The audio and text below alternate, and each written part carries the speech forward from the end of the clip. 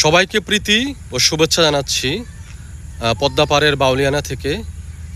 এই রাস্তাটির অনেক ছবি আমি অনেক ভিডিও আগে দিয়েছি, আজকেও একটি ভিডিও দেব।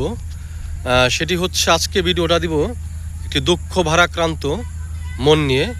সেটি হচ্ছে, এই রাস্তাটির দুপাশে সুন্দর সুন্দর গাছ ছিল, বিশেষ করে মেহগনি গাছ ছিল। এই যে এই পাশটায় দেখুন, এখানে এখন পরিষ্কার ধোয়া ফকফকা। দেখুন এই যে গাছগুলো, যার গাছ তিনি বিক্রি করে দিয়েছেন।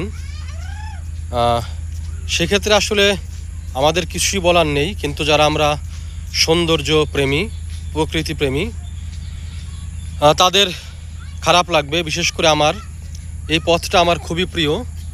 এখান দিয়ে আমি বাড়িতে আসলেই এই পথটায় চলাচল করি, প্রচুর ছবি তুলেছি, ভিডিও করেছি। কিন্তু এখন এই পথটি একদম মরুভূমির মতো হয়ে গেছে, যে কি খারাপ লাগে দেখলে। গত 2 দিন যাবৎ বাড়িতে আসছি, খুবই খারাপ লাগে। দেখুন, পুরো গাছগুলো পরিপক্ক হয়নি, কিন্তু বিক্রি করে দিয়েছে। কিছুই করার নেই, যার গাছ তিনি বিক্রি করতেই পারেন। সকলেই তো আর আমাদের মতো বোধের হবে না। দেখুন ওই পাশটি পর্যন্ত একেবারে এই যে ওই দিকে পর্যন্ত, এই যে ওই দিকে পর্যন্তই ছিল গাছ, ছিল পুরো রাস্তাটাই দুপাশে গাছ ছিল, একেবারে পরিষ্কার হয়ে গেছে। কি যে খারাপ লাগতেছে। একটা ইউটিউব ভিডিওতে দেখেছিলাম, আমেরিকাতে একটি গাছ কাটতে হলে সংশ্লিষ্ট প্রশাসনের অনুমতি নিয়ে কাটতে হয়। বাংলাদেশে এমন কোনো আইন নেই, তবে আমার কেন যেন মনে হচ্ছে এরকম আইন থাকা উচিত, করা উচিত। কারণ এই নির্বিচারে এই বৃক্ষ নিধন, এটা খুবই দুঃখজনক, পরিবেশের জন্য খুবই ক্ষতিকর, সৌন্দর্যের জন্য তো অবশ্যই। দেখুন, মানুষ কি শুধুমাত্র কংক্রিটের বস্তিতে বসবাস করবে, কংক্রিটের ঘরে? দেখুন এই পাশটাতে এখন কিছু খেজুর গাছ শুধু আছে, তাও ফাঁকা ফাঁকা সবগুলো।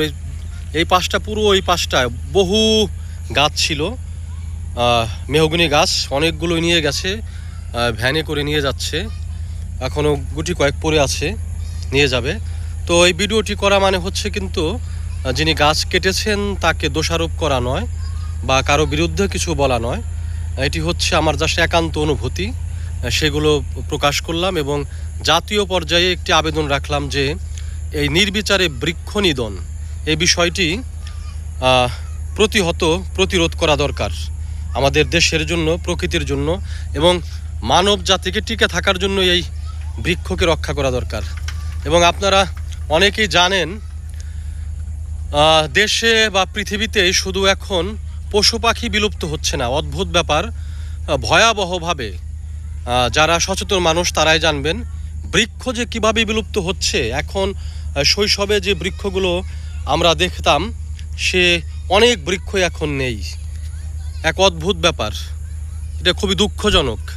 মানুষ এতটা বিধ্বংসী এবং হিংসাত্মক, সর্বগ্রাসী প্রাণী যে তারা পৃথিবীর সমস্ত কিছুই নষ্ট করে ফেলছে, ধ্বংস করে ফেলছে। এবং মানে গত 2 দিন যাবৎ আমার যে কি পরিমাণ খারাপ লাগতেছে এই রাস্তাটার জন্য, এই গাছগুলোর জন্য আর কি। বিশেষ করে গাছের কারণে সৌন্দর্য নষ্ট হয়েছে, এখানে ছায়া দিত, মানে দেখলেই ভালো লাগতো, মনটা ভালো হয়ে যেত। আমি পদ্মার পাড় আসতাম, নিয়মিতই আসি। এখন পদ্মার পাড় আসলে, বিশেষ করে এই পথটার এইদিকে দাঁড়ালেই বুকটা হু হু করে, হাওমাও করে কাঁদতে ইচ্ছে করে। দেখুন কি অবস্থা।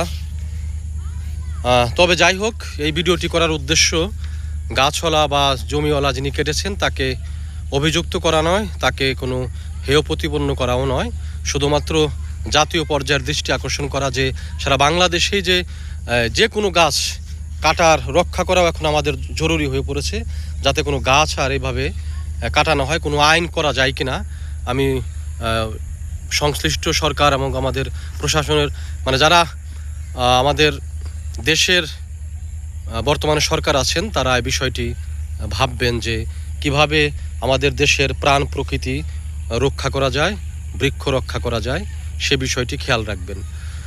সবাই ভালো থাকবেন, আর সকলেই গাছ রোপণ করবেন। গাছে প্রকৃতিতে আমাদের সাথে যে একটা সংযুক্তি, যে সম্পর্ক, সেটা যদি রক্ষা না করি তাহলে আমরা টিকে থাকতে পারবো না। সুতরাং আমরা বাঁচতে হলে, আমাদের বাঁচতে হলে গাছকে বাঁচাতে হবে, প্রকৃতিকে বাঁচাতে হবে। সকলেই ভালো থাকবেন, সুস্থ থাকবেন।